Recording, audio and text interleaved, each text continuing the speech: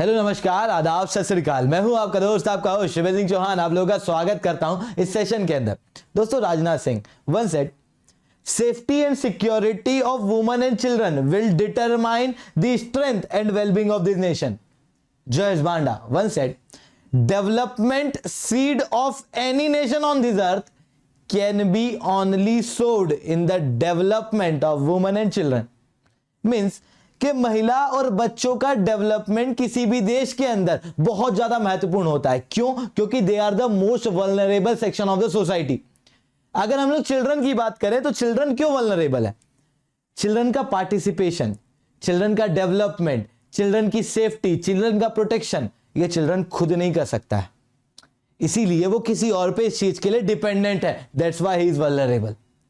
बच्चे के अलावा अगर महिलाओं की बात करें तो महिलाओं की आप लाइफ साइकिल देखो, you will find so much of vulnerability in the woman life that's exist nowhere. जब एक महिला बच्ची होती है छोटी तो उस दौरान में फीटिसाइड का डर होता है। थोड़ी बड़ी हुई तो उसके बाद में इन्फेंटिसाइड, माल न्यूट्रिशन, अनीमिया। थोड़ी बड़ी हुई तो रिसोर्सेज, सन के पास जाने से उसके पास में रिसोर्सेज की कमी, एजुकेशन की कमी। अगर एजुकेशन मिल गई तो जॉब हो गई, जॉब के अंदर sexual harassment at work place, equal pay for equal work नहीं मिलता, जिसके कारण से यहां तक वल्नरेबिलिटी चलती है। उसके बाद में शादी होने के बाद में घर चेंज होने का, घर चेंज होने के बाद में डॉवरी का, डॉवरी के बाद में डोमेस्टिक वायलेंस का, मैरिटल रेप का, बूढ़े हो जाने के बाद में और भी ऐसे कई सारे वल्नरेबिलिटी महिला अपनी पूरी लाइफ में फेस करती है। ऐसे केस में महिला और बच्चे are one of the most vulnerable section of the society. और भारत की सोसाइटी के अंदर यह वल्नरेबल सेक्शन 67.7% ऑफ टोटल आबादी है। ऐसे केस में इनको प्रोटेक्ट करना बहुत जरूरी है। इस कारण से कई सारी नारी शक्ति स्कीमें चलाई जाती हैं जिसके अंदर महिला और बच्चों को प्रोटेक्ट किया जाता है।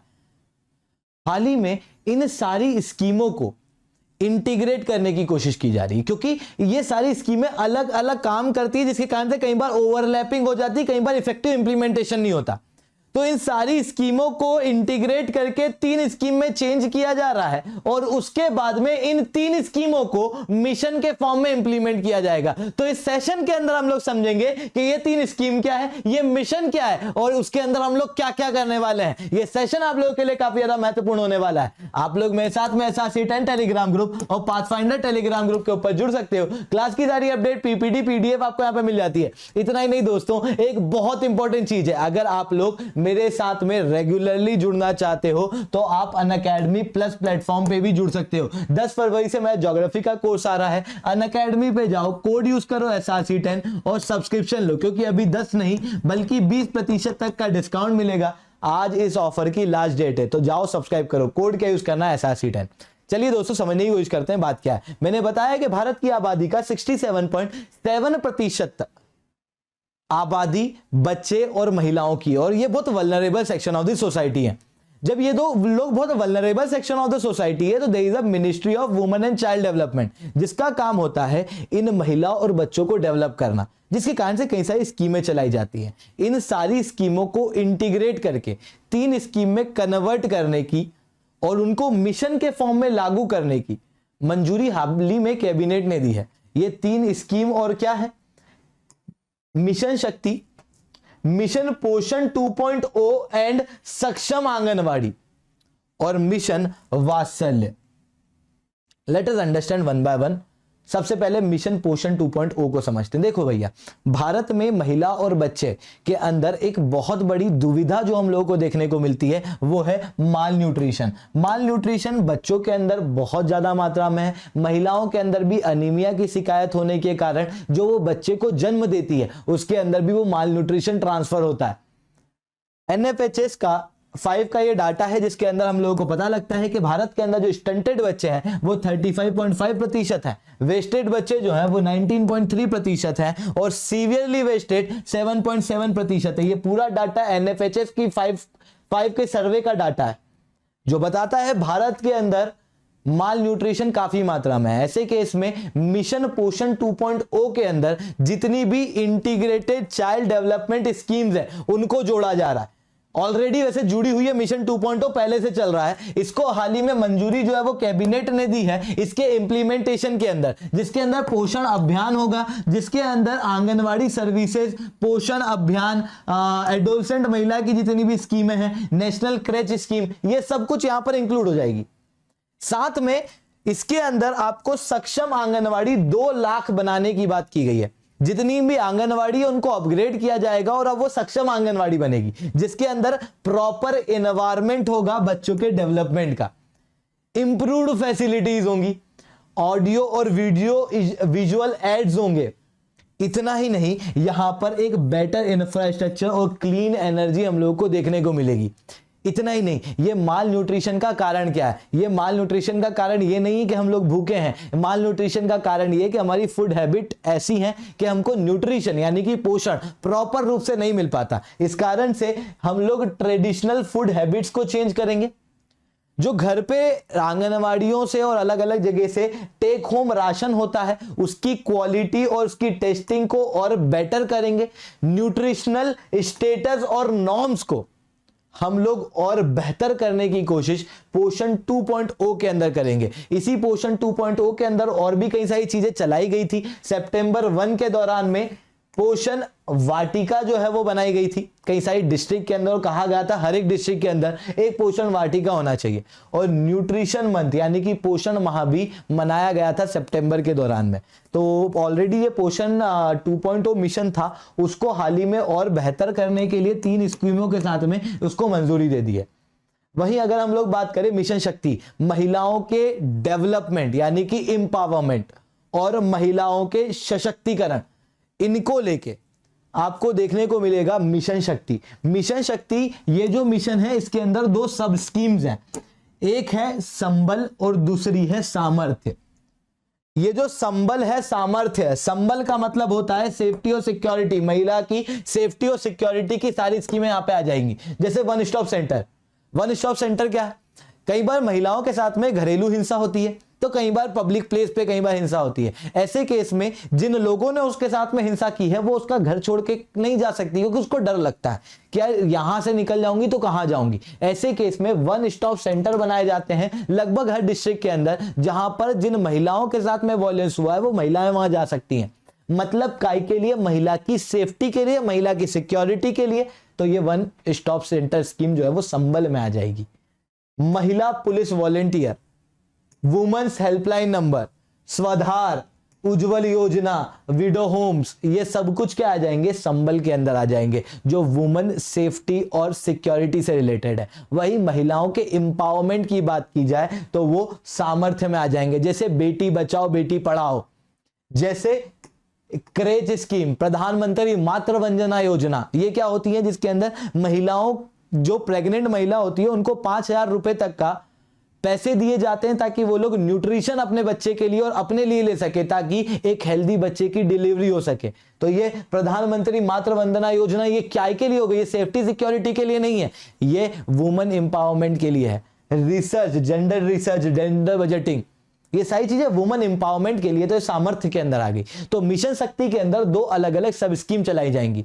इसके अलावा मिशन वात्सल्य होगा, जो कि बच्चों के डेवलपमेंट और बच्चों के सुरक्षा के लिए, सेफ्टी सिक्योरिटी के लिए कुछ स्कीमें होती हैं, उनको चलाया जाएगा यहां पर। उसके अंदर और बेनिफिट जो है वो दिए जाएंगे for child protection and welfare services. जैसे आप देखोगे तो जितनी भी स्टैट्यूटरी बॉडीज हैं महिलाओं के डेवलपमेंट के लिए, बच्चों के डेवलपमेंट के लिए, उन स्टैट्यूटरी बॉडीज को बेहतर किया जाएगा। इतना ही नहीं, जितनी भी सर्विस डिलीवरी सर्विसेज हैं बच्चों के लिए, महिलाओं के लिए, उनको मजबूत किया जाएगा। कई बार बच्चों की डिलीवरी के लिए इंस्टीट्यूशनल डिलीवरी की बात की जाती है, तो उस इंस्टीट्यूशनल डिलीवरी के अंदर वो केयर, वो सर्विस जो है वो और इंक्लूड की जाएंगी। बच्चे और महिला के डेवलपमेंट के लिए कई बार नॉन इंस्टीट्यूशन बेस्ड सर्विसेज चलती हैं, जहां पर कम्युनिटी को इंक्लूड किया जाता है, जहां पर लोग इन्वॉल्व होते हैं, उनको भी इनकरेज किया जाएगा। ऐसी कम्युनिटी लेवल की जो चीजें हैं उनको और ग्रोथ दी जाएगी। इतना ही नहीं, कैपेसिटी बढ़ाई जाएगी ड्यूटी होल्डर्स की, क्योंकि कई बार आप देखते हो जैसे बच्चों के डेवलपमेंट और उनकी सर्विसेज को और बेहतर करने के लिए ब्रेस्ट फीडिंग की बात की जाती है। कई सारी महिलाओं को नहीं पता होता कि बेटर ब्रेस्ट फीडिंग किस तरीके से होती है। ऐसे केस में उनको गाइडेंस की जरूरत है। गाइडेंस कहां पर मिलेगा? हॉस्पिटल में, इंस्टीट्यूशन के अंदर। पर वो जो गाइडेंस करने वाला है वो ट्रेंड होना चाहिए, तो पहले उसकी ट्रेनिंग हो, साथ में उस सब जगह अवेलेबल हो, तो उसके लिए उसकी कैपेसिटी भी तो बढ़ानी पड़ेगी, नंबर ऑफ लोगों को भी तो बढ़ाना पड़ेगा। तो training and capacity building of duty holders, ये मिशन वात्सल्य के अंदर किया जाएगा और इन सब के जरिए नारी शक्ति स्कीमों को इंटीग्रेट किया जाएगा ताकि उनका बेटर इंप्लीमेंटेशन हो सके। अब इन मिशन के इंप्लीमेंटेशन की बात की जाए तो इनका इंप्लीमेंटेशन 15th फाइनेंस कमीशन के कार्यकाल के दौरान होगा, मतलब 2021-22 से 2025-26 के बीच में। वहीं इनकी जो फंडिंग होगी वो सेंटर और स्टेट गवर्नमेंट दोनों मिलकर करेंगे। जैसे पोषण की फंडिंग की बात करूं, पोषण 2.0 की फंडिंग की बात करूं, तो वो 1,81,703 करोड़ तक की फंडिंग यहां पर होने वाली है, जिसके अंदर से सेंटर 1,02,031 करोड़ देगा, वही राज्य सरकार जो है वो 79,672 करोड़ देगी। इसके अंदर जो चीजें बटेंगी वो कुछ इस तरीके से बटेंगी कि अगर कोई सी स्टेट और यूनियन टेरिटरी विद लेजिस्लेचर वाली है तो वहां पर 60% तक का फंड जो है वो सेंटर गवर्नमेंट देगी और 40% फंड जो है वो राज्य देगा और यूनियन टेरिटरी देगी। वहीं नॉर्थ ईस्टर्न रीजन की बात करें, अगर हम लोग बात करें हिमालयन स्टेट की या हम लोग बात करें जम्मू और कश्मीर की, ये एक यूनियन टेरिटरी है, यहां पर 90% तक का फंड जो है वो कौन देगा? सेंटर देगा और 10% स्टेट देगा। वहीं अगर हम लोग बात करें यूनियन टेरिटरी ऐसी जिनका कोई लेजिस्लेचर नहीं है, वहां पर यूनियन टेरिटरी का जितना भी फंड है वो सब सेंटर ही देगा। अगर हम लोग बात करें सेकंड स्कीम की तो आप देखोगे संबल और सामर्थ्य जो आती है मिशन शक्ति के अंदर में। इसके अंदर आप देखोगे तो मिशन शक्ति को पूरा फंडिंग जो है वो 20,989 करोड़ का मिलने वाला है, जिसके अंदर सेंटर 15,761 करोड़ देगा और राज्य जो है वो 5,228 करोड़ देगा। अगर हम लोग बात करें संबल की, संबल काय के लिए था? सेफ्टी और सिक्योरिटी के लिए। इसका कंप्लीट फंड सेंटर गवर्नमेंट देगा 100%, निर्भया फंड से निकलेगा, ministry of women and child development के बजट से ये फंड जो है वो दिया जाएगा। वहीं अगर हम लोग बात करें सामर्थ्य की तो सामर्थ्य के अंदर ठीक उसी तरीके से होगा जैसे पोषण में हो रहा था। अगर विदाउट लेजिस्लेचर वाली यूनियन टेरिटरी है तो उसका 100% फंड जो है वो सेंटर दे देगी। अगर राज्य है या फिर ऐसी यूनियन टेरिटरी जिसके पास लेजिस्लेचर है उनका 60% फंड सेंटर देगी। अगर नॉर्थ ईस्टर्न रीजन है, हिमालयन रीजन है या फिर है जम्मू कश्मीर जैसी यूनियन टेरिटरी जिसके पास लेजिस्लेचर है, फिर भी उसका 90% फंड जो है वो सेंटर देगा। वहीं अगर हम लोग बात करें मिशन वात्सल्य की, तीसरा मिशन जिसके अंदर टोटल फंड जो है वो 10,916 करोड़ होने वाला, 6,928 करोड़ जो है वो सेंटर देगा और 3,988 करोड़ जो है वो राज्य देगा। और इसके अंदर टोटल 5 साल जो है वो लगने वाले हैं मिशन वात्सल्य के लिए। तो दोस्तों इस तरीके से इन तीनों मिशन की फंडिंग जो है वो होने वाली है। तो आज के लिए इतना ही रखते हैं। लेक्चर अगर अच्छा लगा हो तो लाइक करो, बहुत अच्छा लगा हो तो चैनल को सब्सक्राइब करो, नीचे SRC10 कमेंट करो। और अगर आपको अनअकैडमी पे सब्सक्रिप्शन लेना तो this is a high time, जाओ सब्सक्रिप्शन लो, कोड यूज करो SRC10, जिसके बाद आपको अब 10 नहीं बल्कि 20% तक का डिस्काउंट मिलेगा। दोस्तों अभी मेरा प्लस पे कोर्स आने वाला है ज्योग्राफी का, NCERT ज्योग्राफी का। आप प्लस के ऊपर वहां पर मेरे साथ में डायरेक्ट जुड़ सकते हो। SRC10 कोड का अप्लाई करने के बाद में आपको मेरे द्वारा गाइडेंस मिलेगा, मैं बताऊंगा आपको किस तरीके से तैयारी करना है, क्या पढ़ना है क्या नहीं पढ़ना है, हर चीज के अंदर मेरे द्वारा आपको प्रॉपर गाइडेंस दिया जाएगा। तो सब्सक्राइब करो, याद रखना कोड क्या यूज करोगे? SRC10। तो दोस्तों आज के लिए इतना ही। जय हिंद, जय भारत।